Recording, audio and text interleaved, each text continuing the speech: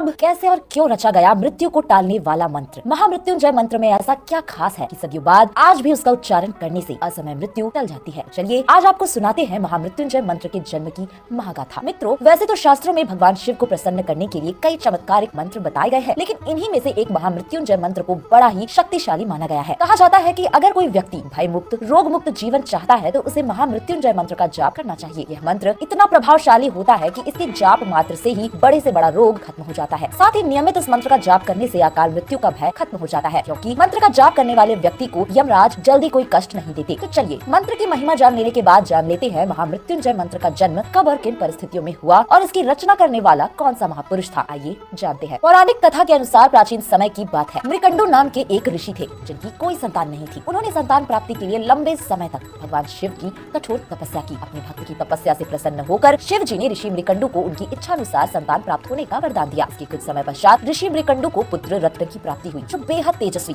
और आज्ञाकारी था। पुत्र के जन्म के कुछ समय बाद उनके घर दो दिव्य ऋषि पधारे। मृकंडु और उनकी पत्नी ने ऋषियों की जी जान से सेवा की। जाते समय दोनों ऋषि के चेहरे पर कोई प्रसन्नता और संतोष नहीं था। मृकंडु ने जब इसका कारण पूछा तो उन्होंने बताया कि तुम्हारी संतान बहुत तेजस्वी है, लेकिन इस संतान की आयु केवल 16 वर्ष ही होगी। यह सुनते ही ऋषि मृकंडु विषाद से घिर गए। पति को चिंता से घिरा हुआ देख ऋषि मृकंडु की पत्नी ने उनसे दुख का कारण पूछा। तब उन्होंने सारा वृतांत सुना डाला। इस पर उनकी पत्नी ने कहा कि अगर शिव जी की कृपा होगी तो यह विधान भी वे टाल देंगे। ऋषि ने अपने पुत्र का नाम मार्कंडेय रखा था। मार्कंडेय भी शिव भक्त थे और सदैव शिव की भक्ति में लीन रहा करते थे। समय बीतता गया और मार्कंडेय बड़े होते गए। जैसे जैसे समय निकट आता गया तो ऋषि मृकंडु ने अल्पायु की बात अपने पुत्र मार्कंडेय को बताई। तब मार्कंडेय ने कहा कि अगर शिव की कृपा से मैं जन्मा हूँ तो मेरी रक्षा भी वही करेंगे। इसके बाद अपने माता पिता के दुख को दूर करने के लिए और शिव जी से दीर्घायु का वरदान पाने के लिए मार्कंडेय ने शिव जी की आराधना शुरू कर दी। शिव की आराधना के लिए मार्कंडेय जी ने महामृत्युंजय मंत्र की रचना की और शिव मंदिर में बैठकर इसका अखंड जाप करने लगे। ओम त्र्यंबकम यजामहे सुगंधिम पुष्टि वर्धनम उर्वारुकमिव बधनान